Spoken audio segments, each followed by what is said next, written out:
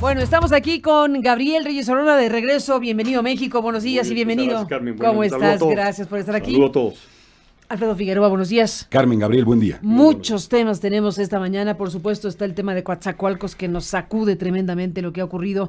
25 muertos es el último dato que se da por parte del gobierno de esto que ocurrió en este lugar, que nos habla de una situación que tensa muchísimo las cosas entre el gobierno federal, el gobierno de Veracruz y la Fiscalía de Veracruz, que pues tendrá que salir a responder lo que se ha dicho al respecto de esta actuación de la Fiscalía sobre la detención por parte de miembros de las fuerzas veracruzanas y luego la liberación de un personaje que se identifica como un presunto autor o uno de los presuntos autores materiales de lo sucedido en Coatzacoalcos ayer. Es una tremenda cosa. Bueno, ese es un tema. Está, por supuesto, el tema del acuerdo de ayer y este tema les invito a que lo analicen. ¿Cómo vieron la resolución de un asunto que estaba escalando, que escaló de tal manera que ya estaban colocados en los oficios para los arbitrajes internacionales para saber si efectivamente eran o no lesivos los contratos de los 7 gasoductos de 4 empresas que contrataron con el sexenio pasado estos proyectos? Bueno, cuando se habló del tema en su momento, Manuel Bartlett dijo esto le causa daño a la sociedad y al Estado y entonces vamos a revisarlos. Finalmente se sentaron a la mesa. Nadie comió lumbre al final porque era muy grave que esos proyectos no continuaran por todo lo que implica el suministro de gas a este país, sobre todo teniendo la vecindad de los Estados Unidos con el gas más barato del planeta y no poderlo comprar a peso o a menos de peso. Sí. Entonces, bueno, tenemos eso con el conjunto de cosas que están involucradas. Ganar, dijo Carlos Salazar, el presidente del Consejo Coordinador Empresarial. ¿Cómo lo vieron ustedes, Gabriel? Pues mira, Carmen, yo creo que destacaría la palabra que utilizó alguna calificadora. Yo creo que es positivo. Moody's. Muy positivo porque, pero no por lo que se dijo ni por lo que se expuso, sino al revés, por lo que no se dijo y por lo que no se expuso. Ah, caray. ¿Por qué? Mira, realmente creo yo que esta es una de las mañaneras más importantes y relevantes que ha habido a lo largo del sexenio, sí, a lo largo de este año, porque veo un presidente que toma decisiones de administrador público de alto nivel. Veo no un presidente, sino un jefe de Estado que arregla un problema grave del Estado. Habíamos dicho en esta mesa que jugar con gas era como jugar con fuego. Para México el gas es un insumo esencial necesario no solamente para la generación de electricidad, sino para todo el aparato productivo, recordando que la electricidad es un componente muy importante del costo de las empresas. Entonces, lo que ha venido sucediendo desde Vicente Fox es que al principio del sexenio se le da certeza al aparato productivo respecto del costo del gas, y no solamente respecto del costo razonable del gas, sino de la certeza de que va a haber este gas necesario para poder procesar. Lo que hizo Manuel Bartlett fue embarcarlo en un Titanic que afortunadamente no se hundió, milagrosamente no se hundió, porque el presidente entendió la gravedad del asunto y la deficiencia del planteamiento que hacía Manuel Bartlett. Primero, lo que quedó muy claro es que, y hago la aclaración de que ni Genova ni Fermaca son de mis particulares... O tus representadas. No, ¿No? Ni me representan ni con competencias. Creo yo, critiqué mucho la forma en que se adjudicaron esos contratos. Me pareció que los procedimientos licitatorios no fueron los mejores. Pero hay que decir una cosa muy clara. Esos contratos no son leoninos. ¿Por qué? Porque son contratos muy hechos en el mercado. Y en ese sentido, lo que Bartlett fue incapaz de demostrar, después de balbucear y cantinflear como lo hizo en la conferencia del día de ayer, demostró que estas cláusulas, lejos de modificarse, ciertamente hubo un arreglo que le permite salvar de alguna manera cara, pero lo importante es que el presidente, a través de esta conferencia de prensa o a través de este arreglo, establece una nueva dinámica de relación con el empresariado. ¿Por qué? Porque ha sentado las bases para que haya mesas objetivas, sin pasiones y sin víscera, que permitan alcanzar acuerdos benéficos para el país. Aquí sí hay que decirlo y hay que ser muy claro, quien más ganó en este acuerdo son los empresarios, porque el tener la certeza de una renta fija les permite acceder a los mercados y financiar sus proyectos de mejor manera, y financiar estos u otros proyectos en el país o fuera del país. Pero lo que sí es muy claro es que da, primero, un mensaje de certeza, un mensaje de seriedad técnica, que en esta mesa aquí dijimos, ir a un tribunal internacional con este planteamiento hubiera sido catastrófico. El propio presidente de la República ayer señaló que no era conveniente ir a acudir a tribunales y mucho menos arbitrales, porque allá no tienen a Pérez Dayán, que se le olvida la ley de deuda pública, allá sí nos hubieran hecho pedazos. Entonces, rescato aquella mesa que tuvimos la primera vez sobre este tema. El propio presidente reconoció, y eso hay que reconocérselo y agradecérselo al presidente, que tuvo la oportunidad de salvaguardar los intereses nacionales para la provisión del gas natural o del gas shale, que en este caso proviene de los Estados Unidos, pero dejando muy claro un ambiente de concordia, en el cual pues lo único que queda mal es el planteamiento que ha hecho Manuel Bartlett, porque no estaba defendiendo a la empresa pública. Lo que estaba defendiendo era una incapacidad de pago de la Comisión Federal de Electricidad, tratando de hacer pasar como un contrato leonino lo que no lo era.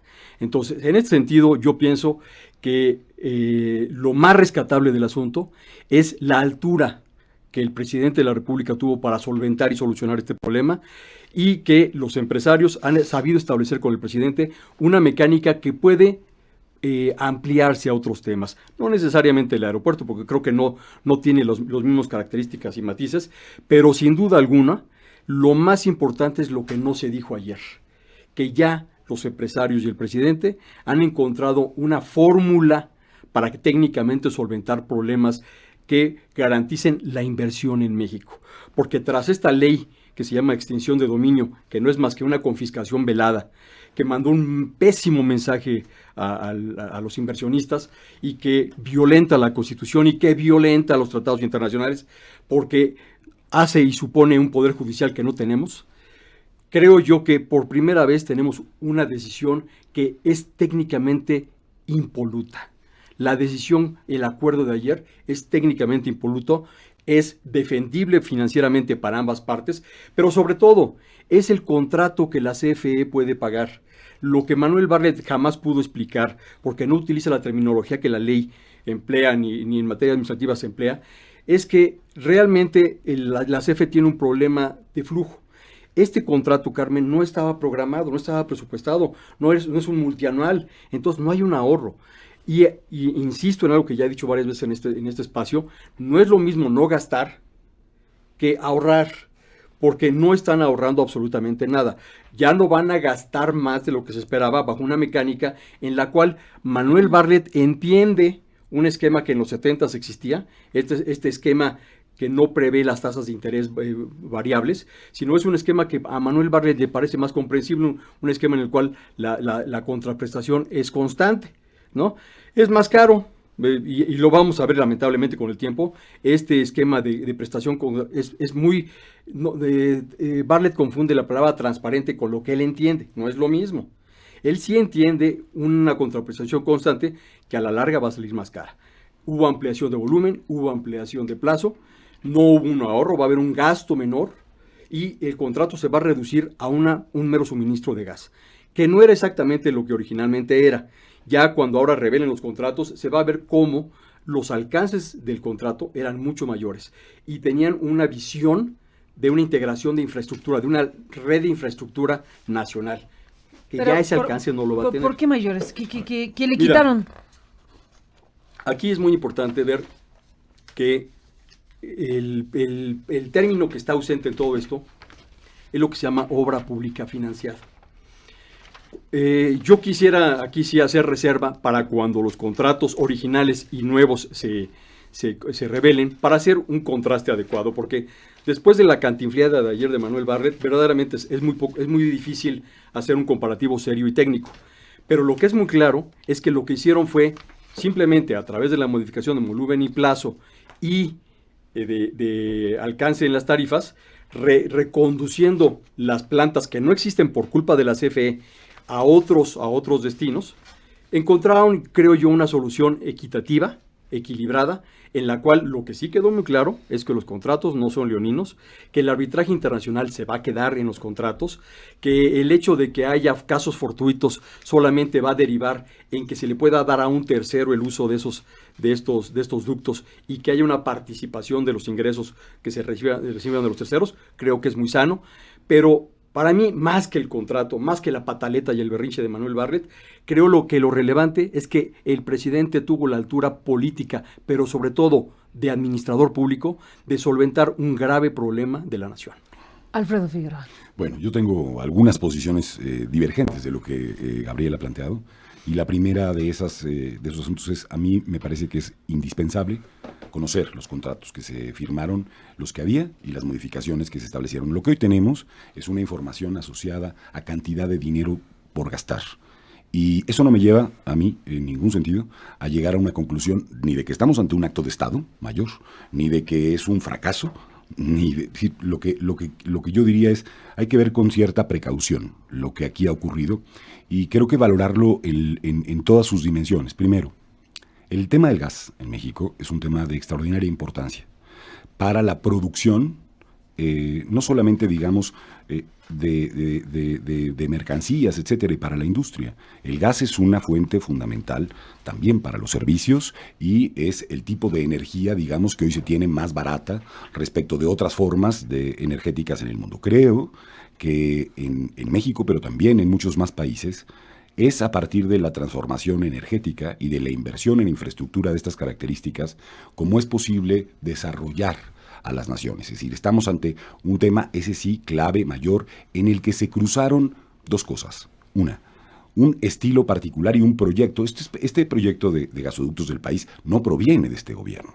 Este proyecto viene de sexenios previos y se ha venido desarrollando a partir también de instalar no solamente plantas en distintos lugares, tanto para la producción de plásticos como para la producción de energía eléctrica y para muchas otras cosas que tendrían que valorarse y revisarse. Desde luego el tema de la frontera con Texas y el costo que tiene, hace que en el caso mexicano, déjenme decirlo así, respecto de casos, por citar alguno, Francia, tengamos un acceso al gas 5, 6 o 7 veces por debajo de lo que se tendría que pagar en otras naciones. Por lo tanto, digamos, el proyecto en sí mismo del gas tiene que ver con la productividad y el desarrollo del país. Es quizá técnico lo que estoy diciendo, pero desde luego había que entrar en un tema de saber en qué medida se va a poder desarrollar. Incluso lo que hemos discutido aquí en otras ocasiones, el tema, por ejemplo, de todo lo que tiene que ver con los fertilizantes en el país y otro conjunto de temas que son muy relevantes. Tercer asunto que me parece importante, digamos, dejar presente. A mí me parece, yo no tuve ocasión de ver más que la nota de las propias declaraciones de Bartlett, pero yo he defendido aquí desde el principio la posibilidad que un gobierno tiene de hacer una revisión de los contratos cuando en ellos puede haber elementos que, a juicio del gobernante, que es el defensor del interés público, pueden ser lesivos para el interés nacional. Entonces, el principio de que eso se revise sí es un cambio respecto de otros gobiernos. Y esto es lo que a mí me parece y sigo relevando. No el hecho de que el presidente se ponga de acuerdo con Carlos Slim. Es decir, eso para mí, digamos, no tiene... honestamente, el presidente Carlos Slim ha tenido una relación a lo largo de toda su historia política, la de ambos.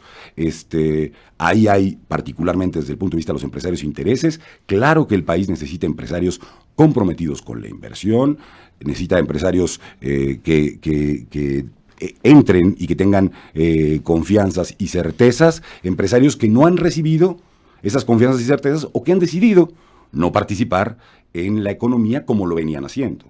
Entonces, en mi opinión, lo que está detrás, digamos, de este tema, no me quiero referir con toda puntualidad a los contratos porque quiero revisarlos, claro, quiero conocerlos para poder dar una opinión respecto de si efectivamente se ha llegado a un acuerdo positivo o si se ha abdicado por una de las partes, cosa que me gustaría conocer con precisión. Pero no voy, y estas son las críticas que se han hecho a Bartlett, no voy a estar, digamos, en la posición de decir, como se quisieron revisar contratos que estaban firmados, ya de hecho hay un acto irresponsable en contra. No, perdón, un titular del poder público tiene derecho, cuando llega al poder, no a incumplir, pero por supuesto a revisar la legalidad de esos contratos.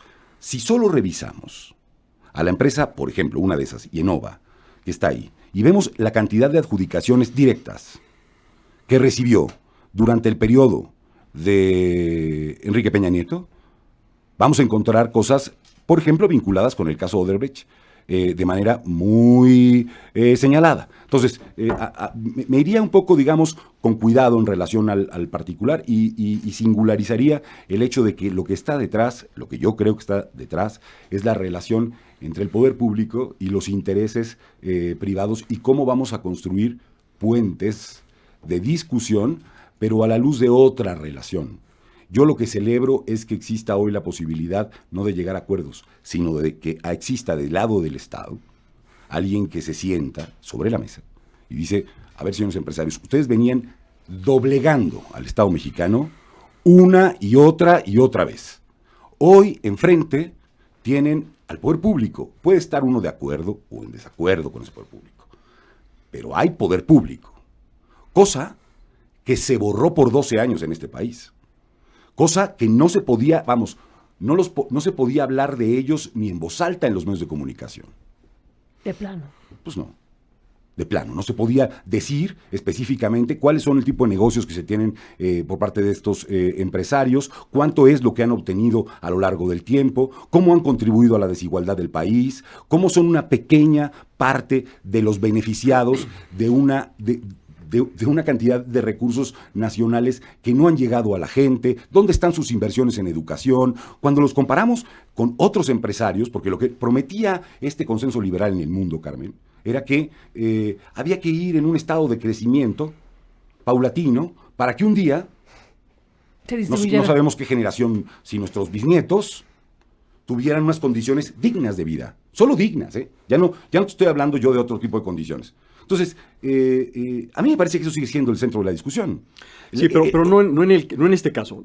¿Pero por qué no? La CFE no es el mejor ejemplo. Te voy a decir por qué. En los últimos 20 años, las dos empresas llamadas productivas del Estado han acudido constantemente a evadir compromisos contractuales, tratando de llevar a arbitraje internacional la lesividad de los contratos.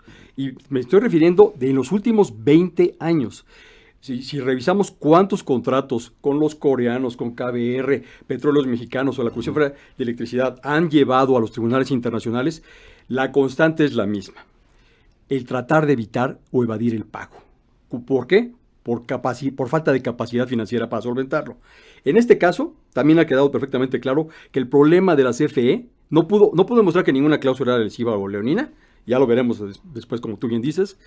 Pero lo que sí es muy claro es que ha perdido todos y cada uno de los arbitrajes a los que las empresas productivas del Estado nos han llevado. Bueno, justamente eso ha hecho que perdamos seriedad. Sí, claro. Lo que tenemos que hacer es tener administradores públicos serios. Y seguramente Manuel Bartlett ayer demostró que no tiene la más remota idea de lo que es un contrato financiado bajo este mecanismo, lo que es una tasa, una contraprestación de tasas variables, lo que son las cláusulas de caso fortuito. Yo sí creo, y coincido plenamente contigo, que no solamente es derecho, como lo dices tú, sino obligación de todo servidor público, revisar que el contrato sea sostenible, técnica financiera y legalmente. Sí, pero Manuel Bartlett no ha hecho valer un argumento que haya sido sostenido exitosamente en esta negociación. ¿Por qué? Porque lo que quería era evadir el pago. Lo que quería es lo que ha conseguido, reducir la contraprestación. Y lo que tenemos que conservar como mexicanos, como gobierno mexicano, como Estado mexicano, es seriedad cuando decimos que algo no está bien hecho. A ver, pero ahí tenemos una clara diferencia, por una cosa. Porque esos 20 años previos, la incompetencia también se calcula, ¿eh? Sí. La incompetencia y el hecho de que tengamos instituciones que han sido devastadas, como es el caso de Petróleos Mexicanos o como es el caso de la CFE, sí. No hoy. Tenemos años destruyendo instituciones públicas en favor de intereses privados. Sí. Entonces, yo quiero revisar los términos de la discusión contractual. Lo que sí vi, a diferencia de otros gobiernos, sí, es a un titular, que por cierto, no escuchamos a un titular de la CFE, que no escuchamos de rodillas frente al empresariado de este país. Yo celebro eso, Gabriel. Puede ser que haya incompetencia en la posición de Manuel Bartlett, habrá que revisar cuál es su planteamiento, qué pasó con el contrato, si efectivamente obtiene un beneficio, si no obtiene un beneficio, habrá que ver si doblegaron a Manuel Bartlett, habrá que ver si el propio presidente de la República detiene a Bartlett y dice, no podemos jugar este juego por un asunto pragmático, claro, en relación a las condiciones económicas del país, porque todo esto se juega, y por eso lo pongo en la mesa, en un término de relación en donde este gobierno, me parece que con buena intuición, tiene que empezar a cambiar los términos de relación con el empresariado. Uno. Totalmente de acuerdo. Dos, ahora. Este gobierno... No, es un punto de quiebre ayer.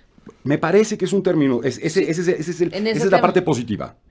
Hay una parte que me preocupa muchísimo, porque, digamos, el término de relación que tú construyes nuevo con ese poder tiene que tener unas ciertas condiciones de claridad y de estabilidad. Me preocupa muchísimo que el eje de coordenadas de el mensaje que ha mandado durante este año prácticamente el gobierno es el de incertidumbre para esos empresarios y para muchos otros. De incertidumbre que no quiere decir que es peor que la certeza de que, digamos, va a actuar el gobierno en algo que uno no está de acuerdo como empresario. Déjame decirlo de esta manera. Cuando tenemos un mensaje de incertidumbre, lo que haces es construir un tipo de empresarios que yo llamaría depredadores. ¿Por qué? Pues porque buscan obtener ganancias en periodos muy cortos de tiempo. Bueno, eso cuando es tú ofreces, un tema planetario. Claro, cuando tú ofreces certezas a lo largo del tiempo, lo que tienes es un tipo de inversión a mayor plazo, con autonomía de qué política emplees, si una de corte absolutamente liberal o una de otro corte. Me parece que ha sido el error de este gobierno. No poner una posición. Sí quiere cambiar el término de relación, pero no hay proyecto clarísimo respecto de cuál va a ser el modelo económico a desarrollarse. Porque por un lado, se habla de queremos combatir fundamentalmente la desigualdad y por el otro, el principal recurso para combatir la desigualdad, que es la reforma fiscal, no aparece por ningún lado. Entonces, hay una contradicción clara, digamos, en términos de proyecto. Sí celebro el hecho de que se esté planteando, como no había ocurrido en mucho tiempo, un término de relación desde el Estado, distinto para con los empresarios, que no empieza por un acto déjame decirlo así, de ponerse de rodillas frente a los señores que mandan en este país. ¿La relación del Ejecutivo con los poderes fácticos? Sí, la veo diferente. Yo creo que los poderes fácticos, dígase las televisoras y todos los que integran el comité asesor. No, y estos otros sí. Tienen la mejor relación con el Poder Ejecutivo que quizá se había dado en años anteriores. Yo te invito a que veas los 3 minutos en los que Bartlett pretende explicar la tarifa, para que veas si realmente es un funcionario que se ha parado y puesto de pie frente a los empresarios, o si realmente simplemente estaba tratando de defender el no pago. Entonces, yo creo que no hay que confundir el válido principio que tú enarbolas aquí, la necesidad de que tengamos administradores públicos al nivel de poder objetar y defender los intereses de la nación, con un caso tan lamentable como este, y te reitero, te invito a que veas la defensa que hace Bartlett y luego la peor que hace su servidor, su auxiliar, porque eso no es lo que necesitamos los mexicanos. Creo yo que estos poderes fácticos que pensábamos que iban a salir y se iban a separar del poder público, hoy en día están quizá tan entronados o más que antes. Hoy se ha formalizado esa relación con el comité asesor. Yo creo que las televisoras tienen más cercanía con el Ejecutivo porque ahora la tienen hasta formalizada con este comité. Y extraña mucho otra cosa, Alfredo. Extraña mucho que el resultado sea el que han querido siempre perseguir las llamadas empresas productivas del Estado, que lamentablemente son todo menos productivas, que siempre se trata de regatear la contraprestación. Eso no hace un gobierno serio. Entonces, sí que necesitamos, mira, ya Manuel Bartlett engañó una vez al presidente o lo ha desobedecido con el tema de la deuda pública, porque aunque los spots dicen otra cosa, sí se incrementó la deuda pública en $615 millones, porque Bartlett lo hizo de manera unilateral. Bartlett embarcó en esta negociación donde yo creo que sí, consiguió pagar menos, ajustar la contraprestación a lo que puede pagar, pero los empresarios están felices y veamos las acciones, el valor de las acciones de estas empresas a partir de ahora. No, subieron. No, subieron. No. Subieron. Lo que subieron. no va por ningún lado son cuando la gente subieron. y cuando lo entienda todo el mundo bien, obviamente el presidente va a acabar diciéndole a Manuel Bartlett, no me negocies, compadre, ¿no? Porque no fue el mejor resultado. Sin duda alguna, él sí entiende ahora esta contraprestación y está más a su alcance pagarla. Pero, por supuesto, no es el resultado del que él no estaba pensando lo que él nos estaba diciendo. No nos estaban atracando, no nos estaban asaltando. Coincido plenamente contigo y desde ahí lo dije, a mí no me gustó la forma en la que estas empresas se allegaron de estos contratos, pero sí creo yo que, por un lado, es inversamente proporcional la altura que ganó el presidente de la República al zanjar tan exitosamente un problema como el que teníamos enfrente, a la capacidad que tuvo Bartlett de exponer su caso. Pues ahí está el tema y el debate abierto sobre este acuerdo que se anunció ayer en Palacio Nacional entre el presidente Manuel Bartlett, los representantes de las tres empresas, porque una está todavía en veremos, y los líderes empresariales que, por lo que se dijo y se ha insistido que jugaron un papel muy relevante. Es decir, estuvieron ahí Salazar y Antonio del Valle como los facilitadores, digámoslo así. No había otro elemento a la mesa que no fueran los empresarios, la cúpula organizada empresarial, el presidente de la República y el director de la Comisión Federal de Electricidad. Yo no vi a ningún otro factor. Los otros que estaban atrás, ¿o te refieres a los asesores? Sí, me refiero, del gobierno mexicano era el presidente y el director de la Comisión Federal de Electricidad. Sí, y los asesores que estaban atrás, que trataron fallidamente de explicar. Sí, pero digamos, como entes públicos estaba el presidente, es correcto, que se dijo que intervino, como lo has explicado acá, directamente en la negociación. En algún punto el presidente dijo, a ver, hágame cancha y aquí me siento. Y se sentó a la mesa directamente a la negociación, lo cual es un dato importante, que es lo que ustedes están destacando de manera importante. Entonces, bueno, está ese acuerdo, está este debate, está este análisis. Habremos de esperar el contenido de los contratos para saber efectivamente qué tipo de clausulado había y qué tipo de modificaciones a ese clausulado se hizo a partir de esta negociación, y en el balance ya se tomarán, bueno, las opiniones correspondientes. Pero por lo pronto positivo es positivo. Coincidimos, me parece de manera muy clara, por contundente, que lo que urgía era que México tuviera garantía de tener gas barato o muy barato, teniendo a Texas aquí al lado, que es casi nuestro territorio. Pero bueno, recordemos nuestra historia, pero digamos, teniendo ese gas que es el más barato del mundo, y unos ductos que nos lo traerán, o lo van a estar trayendo en estos 7 ductos, bueno, o gasoductos. Entonces, bueno, tenemos eso en coincidencia, creo que de todo el mundo, hasta las calificadoras, hasta Moody's tibiamente dijo, es positivo. Sí. Bueno, eso creo que no se discute, y eso es lo más relevante de todo, aunque creo que dejan aquí ustedes varias filones para seguir debatiendo y discutiendo, sobre todo en relación al tipo de vínculo, al tipo de relación y de interlocución entre el gobierno de la República y el poder empresarial en México. Sí, y solo dijo, ese es uno de los puntos que creo que vamos a tener que abordar en un conjunto de ocasiones. La pregunta es, yo digo que dejemos esa pregunta y la podemos seguir discutiendo, pero es si este término de relación era el mismo que existía en los años previos. Yo no estoy diciendo que el presidente no tenga relación con los empresarios y que no tenga su comité asesor y que todo lo demás. Lo que estoy diciendo es que me da la impresión de que dialogar frente a recibir órdenes, como ocurría con Peña Nieto, tiene una diferencia. Hombre. Es decir, dialogar nadie se va a pelear con dialogar. Por eso, pero lo que digo es que dialogar y tener un grupo asesor con el que dialogas e incluso pones mala cara, tiene una relación distinta, perdón, Gabriel. Era un empleado, era un vulgar empleado. Entonces lo que sí estamos viendo, el peor caso, ¿no? Entonces, bueno, pero es que puede ser el peor caso, pero gobernó 6 años. Hablemos de Peña Nieto, ya que lo sacaron a colación. A ver, tú le dicen horrible al expresidente de la República, ustedes dos. Sí. Hablan horrible, cosas espantosas de Enrique Peña Nieto. Sí. Pero cuando tú describes, no calificas. O sea, su actitud, su forma de trabajar, su forma de conducirse, era la de un empleado. Pero a ver, aquí no estamos criticando ni calificando. Hablemos de Peña Nieto en otro tema. Déjenme brincar de esto que es enorme, que es el acuerdo de ayer y todo lo que se ha dicho y se seguirá diciendo de este acuerdo con los 7 gasoductos.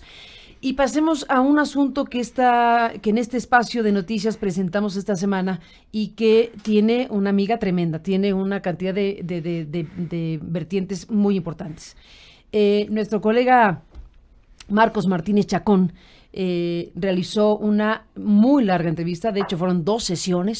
2 sesiones de conversación de Marcos Martínez Chacón con Santiago Nieto, el titular de la Unidad de Inteligencia Financiera. Y bueno, pues aquí mismo se expuso ampliamente el contenido, lo esencial de este contenido. Es una entrevista que tiene muchos más elementos, pero hemos destacado lo que nos parece más relevante en este momento compartir. Y bueno, pues tenemos una pieza en el portal www.aristiguinoticias.com que puede usted revisar si no la ha revisado y la puede oír si no la ha oído. Y la retomo aquí para escuchar su punto de vista, porque aquí están involucrados muchos elementos. Peña Nieto, Los Pinos, abogados, la Unidad de Inteligencia Financiera, la Secretaría de Hacienda y hasta el narco, si nos lo... Y un gran ausente. ¿Y un gran ausente? La Comisión Nacional Bancaria y de Valores, que es la pieza que falta en esta investigación. A ver, ahorita nos la platicas para colocarla en el rompecabezas. Déjenme hacer un alto, ya adelanté el tema, recuperaremos lo que dijo Santiago Nieto a Marcos Martínez Chacón, pero antes de ir al análisis de lo que significa, y cuando digo narco, es que después de la presentación de la entrevista con Santiago Nieto el domingo pasado en nuestro portal y el lunes que empezamos a hablar de ello aquí en este programa en vivo, Reforma ayer publicó algo muy delicado porque de las 722 cuentas congeladas y descongeladas, dice Abel Barajas de Reforma que había de gente vinculada al cártel de Sinaloa. Lo cual, bueno, ya coloca las cosas en una dimensión tremenda. Ya era tremendo y esto es todavía más tremendo. 10:03, un resumen, un corte comercial y volvemos con Figueroa y Reyes Orona.